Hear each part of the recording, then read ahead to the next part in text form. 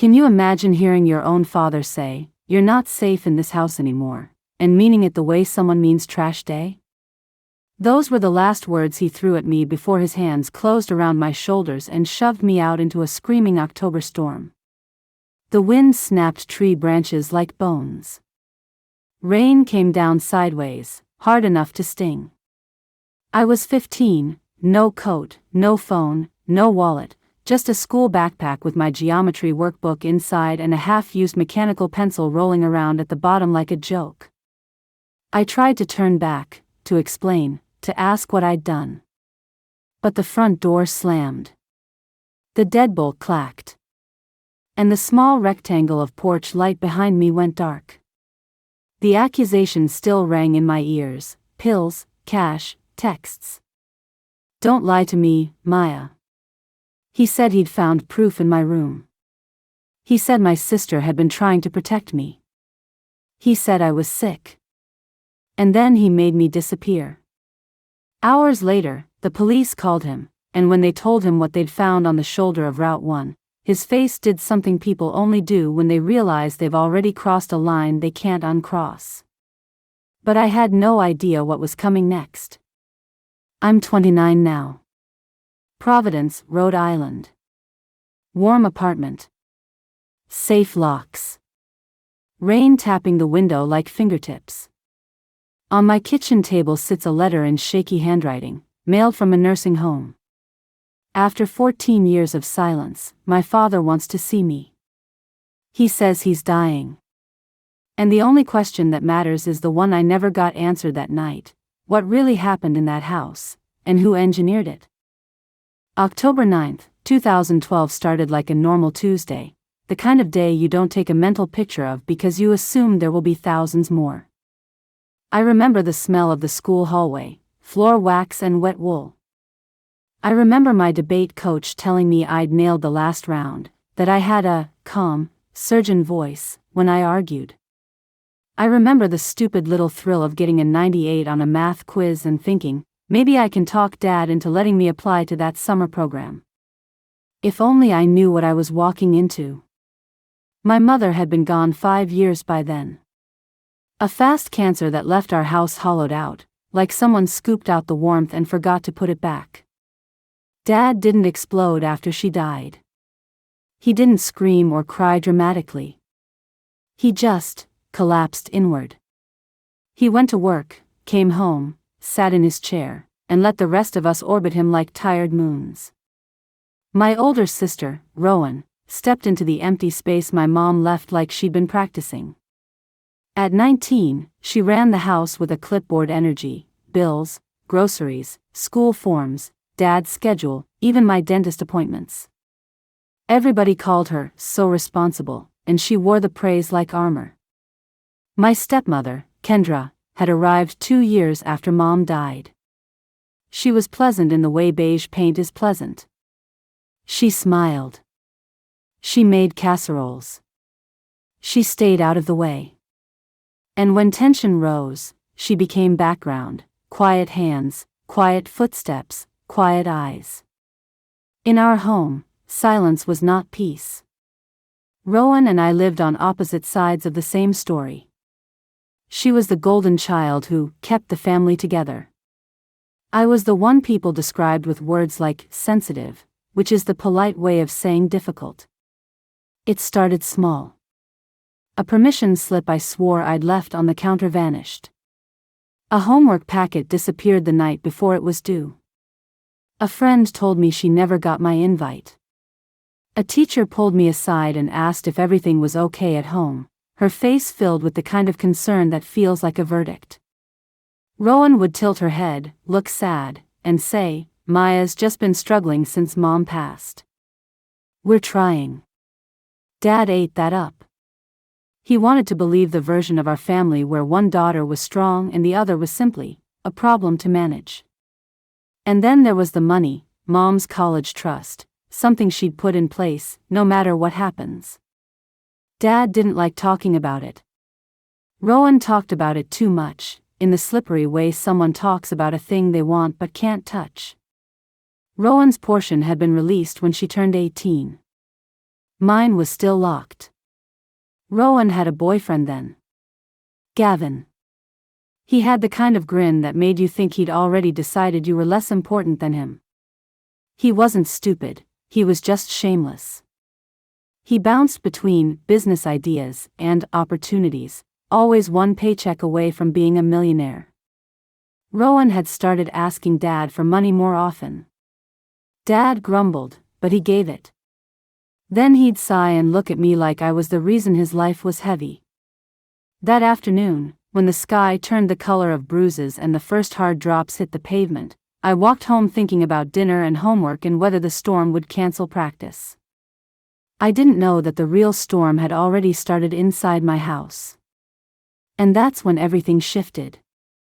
The moment I stepped through the front door, I felt it, the air tight and sharp, like the whole house was holding its breath. Dad was in the living room. Not in his chair. Standing. His face was red in that scary way where it looks like heat is trapped under the skin. His hands were shaking. On the coffee table sat a pile of things that did not belong together, a small stack of cash, an orange prescription bottle, and my own phone, my actual phone, face up like evidence. Rowan hovered behind him, one hand pressed to her chest, eyes shiny. Kendra lingered in the kitchen doorway, arms folded, lips pressed into a thin line. Watching. Waiting. Dad didn't let me say hi. Do you want to tell me what you've been doing? He snapped. I blinked, confused. What are you? He picked up the pill bottle. Shook it so it rattled. This. And this. He tapped the cash. And the messages. Rowan inhaled like she was about to cry. Dad, please. Don't yell. We have to help her. That sentence, help her, landed wrong. Too smooth. Too rehearsed. I looked at Rowan's eyes. There it was. A tiny flash. Not fear. Not sadness. Something else. Satisfaction. Dad turned my phone toward me. On the screen were texts I didn't recognize, short, grimy messages about dropping and cash. My stomach dropped so hard it felt physical. That's not, I started, but my voice cracked. That's not me. Dad's laugh was sharp and humorless. So someone hacked your phone? And hid pills in your room? And stuffed cash under your mattress? Maya, I'm not an idiot. Rowan stepped forward, trembling like she was made of concern.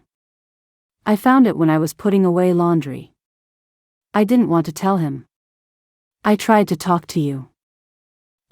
She swallowed, eyes shining. I couldn't watch you destroy yourself. I tried to speak again, to explain that I'd been at school all day, that I'd been in math and debate and the library, that my life was boring in the best way. But Dad's face didn't change. His mind had already snapped shut like a trap. He pointed toward the hallway.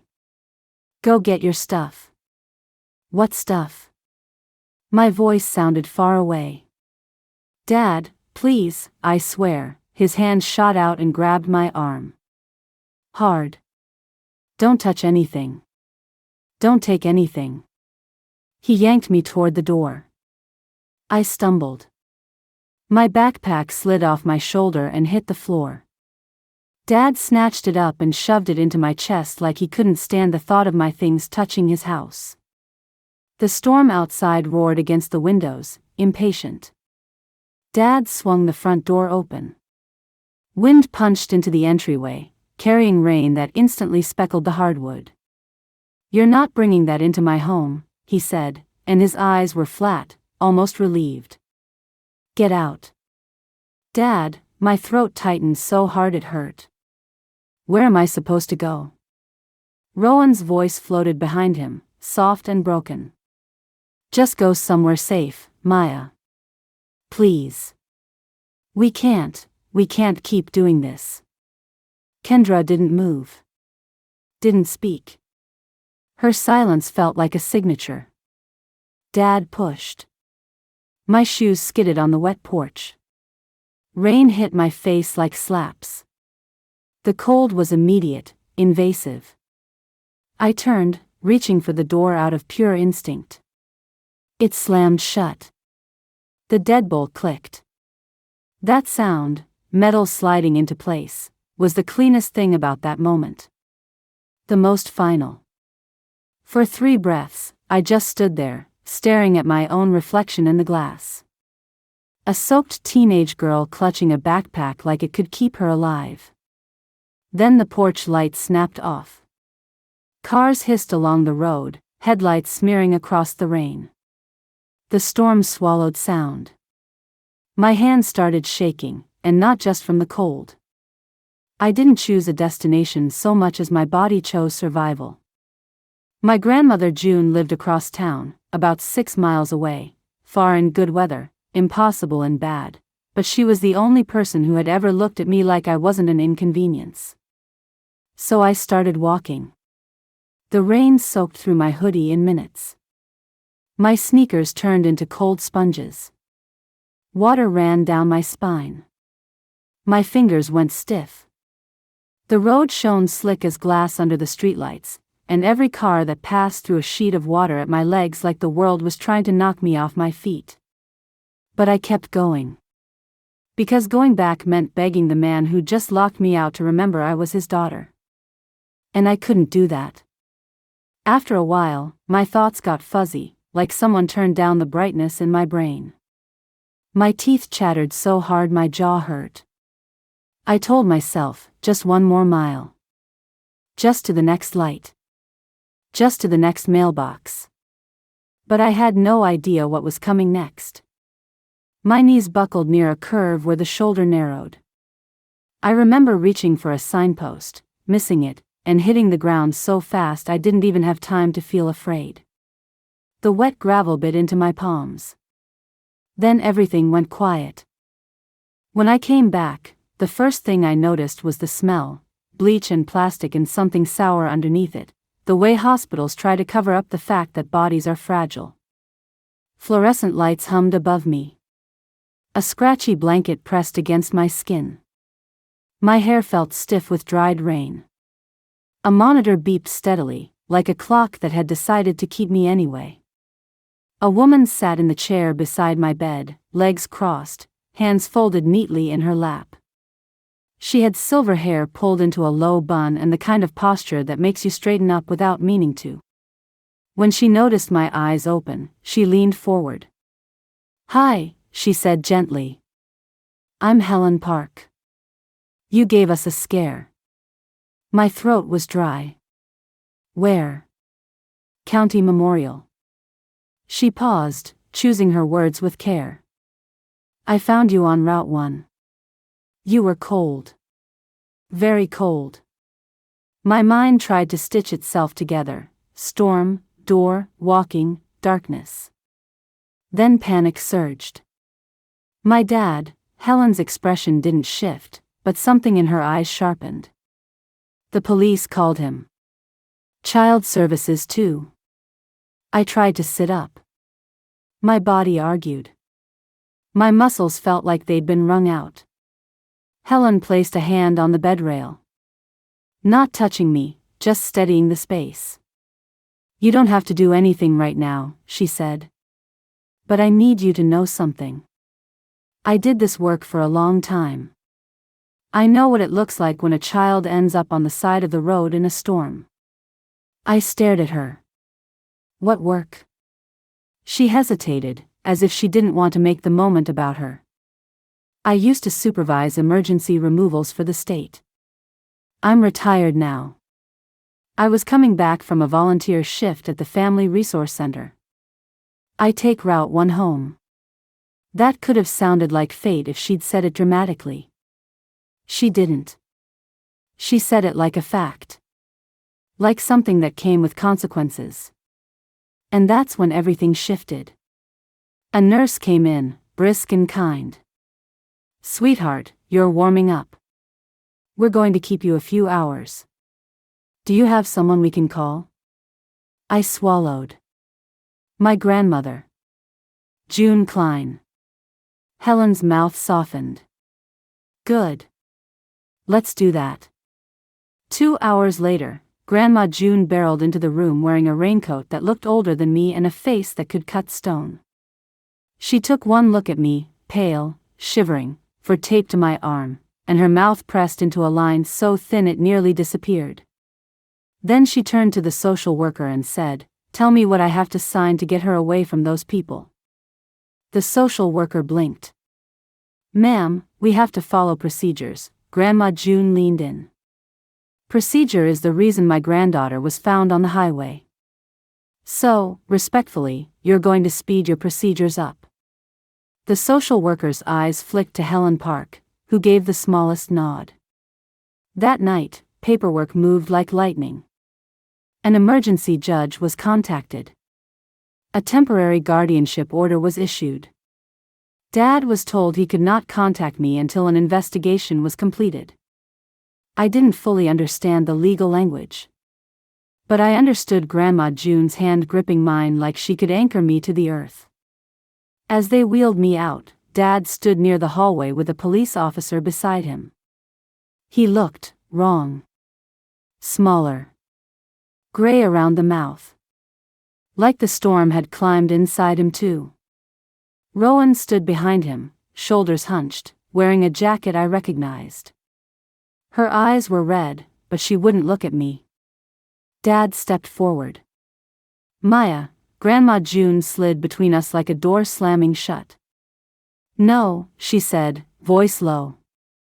"You don't get to speak to her. You threw your child into the weather. Whatever you want to say can wait for the state." Dad's face pinched. I had proof. Grandma June didn't even blink. "Then you'll love court. They're big on proof." We left. Her house wasn't big, 2 bedrooms, 1 bathroom, a kitchen that always smelled like coffee even when she wasn't brewing it. That first night, she set me on the couch with soup and a blanket and said, "Rule 1, you eat. Rule 2, you sleep. Rule 3, we'll handle everything else in the morning." Those were her rules. Always 3. Always simple. Breakfast at 8. Homework before TV. No nonsense until after coffee. I wanted to cry. I also wanted to laugh, because it felt absurd that life could be reduced to rules when mine had just been torn apart. But my body didn't care about philosophy. My body cared that the air was warm and someone had decided I was worth protecting. 2 days later, a caseworker introduced herself on the phone. "Talia Brooks," she said. "I'm assigned to your case. I'm going to ask you a lot of questions. Not because I don't believe you. Because the facts matter." The facts. That phrase made me flinch. Because the facts in my father's house had been a pile of cash on a table and a pill bottle and a phone screen full of lies. Talia came to Grandma's house with a folder thick enough to be a weapon. She asked about the argument, about the evidence, about Rowan's discovery. When I told her the texts weren't mine, she didn't smile sympathetically. She asked, "Do you know what time they were sent?" I frowned. "No, okay," she said, flipping a page. "We'll find out." When I told her the cash wasn't mine, she asked, "Did anyone in the house have access to your room while you were at school?" I thought of Rowan's laundry story. "Yes." Talia nodded slowly, as if placing a puzzle piece down. Then she said something that made my stomach tighten. "Your father claims the cash he found was stolen from him over months. But the bank record shows one withdrawal matching that amount, on the same day you were removed." My chest tightened. "What?" "One withdrawal," she repeated, calm. "And banks have cameras." My mind raced. At the exact moment she said it, the image of Rowan's satisfied flicker flashed in my head. If only I knew what I was walking into. Talia didn't hand me the camera footage yet. She didn't give me the big reveal. She gave me fragments. A timestamp. A location. A receipt for a prepaid phone purchased 4 days before the incident. And then she asked a question that chilled me deeper than the storm ever had. "Your mother's trust," she said carefully. "Do you know if there are any clauses related to incapacity? Treatment? Guardianship?" I stared at her. Why would that matter? Talia's eyes held mine. "Because sometimes," she said, "people don't create stories like this for no reason." The open loop snapped tight in my chest. Why would Rowan do this? And how far did it go? But I had no idea what was coming next. Talia asked Grandma June to come into the kitchen with her. I sat on the couch, listening to the murmur of adult voices through the doorway, my hands wrapped around a mug of tea that had gone cold. Finally, Grandma called me in. Talia laid her phone on the table and turned the screen toward me. "It's security footage from First Shore Bank," she said. October 9th. 2:43 p.m. My mouth went dry. At 2:43 p.m., I had been in English class reading The Crucible and thinking, ironically, about accusations. The footage played. A person stood at the ATM, hood up, hair pulled into a ponytail. They inserted a card. Typed a PIN. Pulled out a thick stack of bills. They shifted slightly, and the camera caught their profile. I knew that profile the way you know the shape of your own hands. Rowan. My stomach flipped, hard. Talia paused the video. "We matched the vehicle in the background to a car registered to your sister." I stared at the still frame until it blurred. Grandma June exhaled through her nose like a kettle about to scream. Talia slid a second paper across the table. "And this is the receipt for a prepaid phone purchased 4 days earlier. Same convenience store near your sister's gym. We've requested that footage too." I couldn't make my brain accept it, not all at once. Rowan. My sister. The one everyone said was the glue. Talia leaned forward. "Maya, I need you to hear this clearly. The narrative your father was given didn't appear by accident. Someone built it." My voice sounded small. "Why?" Talia didn't answer immediately. She looked at Grandma June, then back at me. "Your mother's trust has a clause," she said. "If a beneficiary is declared incompetent or placed in a facility before age 21, the funds can be managed by a court-appointed guardian." The room tilted. Rowan had burned through her trust. Gavin had no job. Dad had been bleeding money without noticing. And my portion was still locked. I felt something inside me, something old and defensive, start to curl up and hide. Then I saw Grandma June's hand on the table, steady, unmoving. A hand that had signed papers in the middle of the night to pull me back from the edge. I realized I had a choice. I could shrink. I could let the story swallow me. Or I could stand up and insist the facts be louder than the lies. And that's when everything shifted. "I'll cooperate," I said, voice steadier than I felt. "I'll tell you everything. And I'll testify if you need me to." Talia nodded once. "Good. Because what we're finding is bigger than one night." The convenience store footage came in a week later. Rowan in leggings and a rain jacket, hair in a ponytail, buying a prepaid phone like it was a pack of gum. Her car visible through the front window, parked crooked like she didn't care who saw. Then Talia pulled bank statements from Dad's accounts. At first, it was small, $50 here, $100 there, checks written out to cash, signatures that looked close enough to pass if you weren't paying attention. Dad hadn't been paying attention. He'd been living inside his grief, letting Rowan run the numbers. By the end of the month, Talia had a spreadsheet that made my throat tighten. Nearly $12,000 diverted over 2 years, some of it landing in accounts connected to Gavin's business projects. It would have been satisfying to see it laid out so cleanly if it hadn't been my life they'd used as a hiding place. Rowan didn't just want my trust. She needed a scapegoat before Dad noticed he was being drained. Talia told us they were building a case. A real one. She spoke in careful language: probable cause, corroboration, chain of custody. Grandma June listened like a general taking notes. I listened like a girl trying to grow skin where she'd always been soft. So I made a plan, not a revenge plan, not a movie plan. A survival plan. I started keeping records of everything. Every call. Every letter.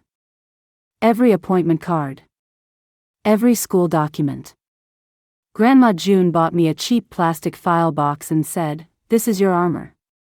I started therapy twice a week. At first, I hated it, hated hearing myself say words like abandonment and betrayal out loud. But my therapist taught me something simple: truth doesn't need to scream. It just needs to stay consistent. I transferred schools. New teachers. New classmates. No one knew my name or Rowan's version of it. When the guidance counselor asked why I moved, I said, "Family stuff," and left it at that.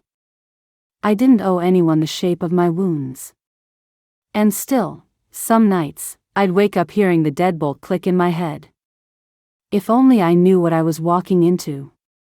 Then, 1 month before the hearing, Talia called Grandma June with a voice that sounded both tired and energized. "We just got something," she said. Gavin had been arrested 3 states away in a fraud case, small-time investment scams, enough victims to get federal attention. He did what con men always do when the walls close in. He talked. He gave them messages. Emails.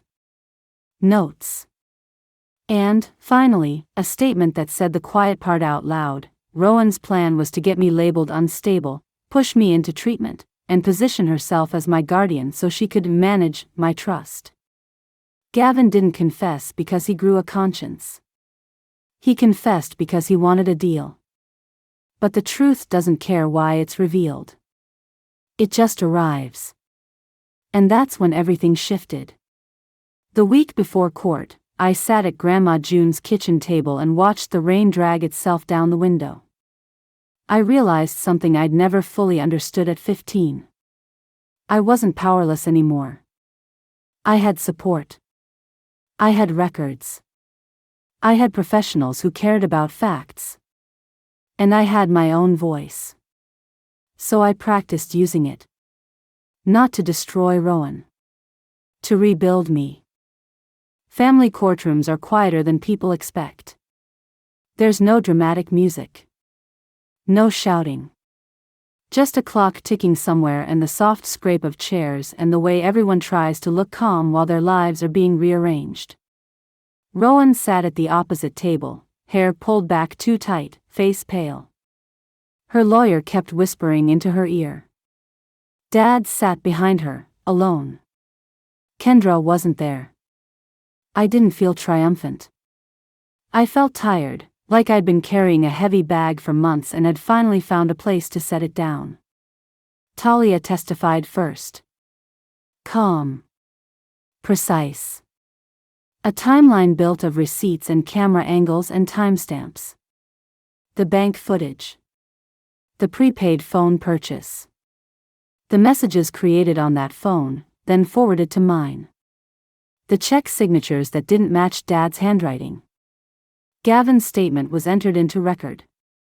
When Rowan took the stand, she tried the old performance at first: concern, confusion, the devoted sister whose heart had been breaking.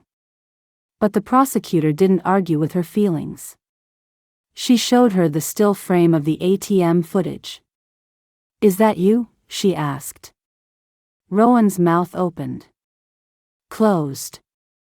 It looks like me. Is it you?" Rowan swallowed. "Yes. And you withdrew $800. The same amount later, found in Maya's room. Rowan's eyes flicked to Dad, frantic. Dad stared at his hands like he didn't recognize them. Then Kendra was called. She walked in slowly, like someone approaching a mirror they didn't want to look into. Under oath, silence doesn't protect you. She admitted she'd seen Rowan go into my room that morning to grab something. She admitted she'd overheard Rowan on the phone with Gavin saying, "It's ready." She admitted she'd said nothing, because I didn't want to get in the middle. The judge's gaze sharpened. Then Dad testified. He tried to explain it as confusion, as grief, as trust. But the judge's voice was steady, almost clinical.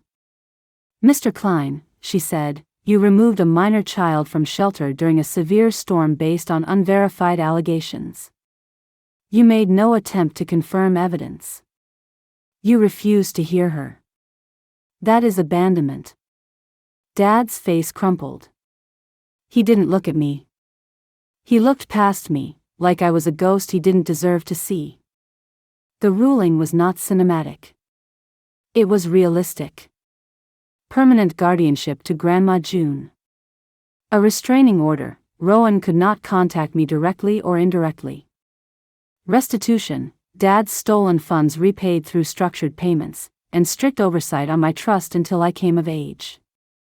Rowan received probation and a felony charge related to fraud and endangerment, enough to follow her without turning the story into fantasy justice.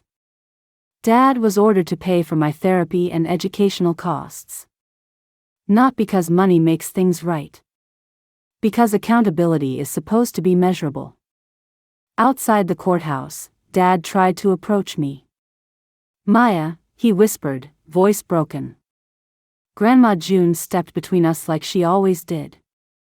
"No," she said. "You don't get to take her piece again." I didn't look back. The sun was out, cold, bright, honest. I took a breath that felt like the first real breath in a year. But I had no idea what was coming next. Because some stories don't end with a ruling. Sometimes they wait, and return in the form of a letter. 14 years later, October feels different. I live in Providence now in an apartment I chose, with locks that feel like comfort, not cages. I'm a project manager at a nonprofit tech firm, good salary, good coworkers, a life that doesn't require me to shrink to survive. I'm engaged to Noah, who laughs with his whole face and never raises his voice when he's upset. The kind of man who, when the weather turns bad, checks the windows and says, "You okay?" like it matters. Then the letter came. Shaky handwriting. Nursing home return address. Dad. A stroke. Regrets. An apology request. I went, not because he earned it, but because I was tired of carrying the last unanswered piece. The nursing home smelled like disinfectant and endings. Dad looked smaller than memory, like grief had finally caught up with him. He cried. He apologized. He tried to explain. I listened. Then I said, calmly, "I forgive you." His face broke open with relief. But, I added, forgiveness doesn't erase what happened. It means I'm not carrying it anymore. You made a choice.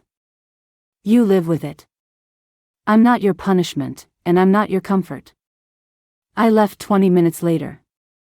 Outside, the sun warmed my cheeks.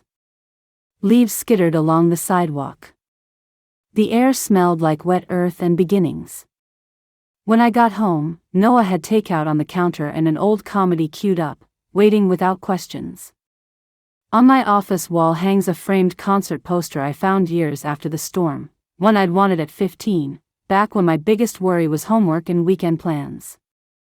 I looked at it, then at the rain softening the window, and felt something inside me finally unclench. I think, I told Noah, leaning into his arms, I can finally let it go now. If you liked this story, feel free to subscribe and turn on the bell so you don't miss the next one.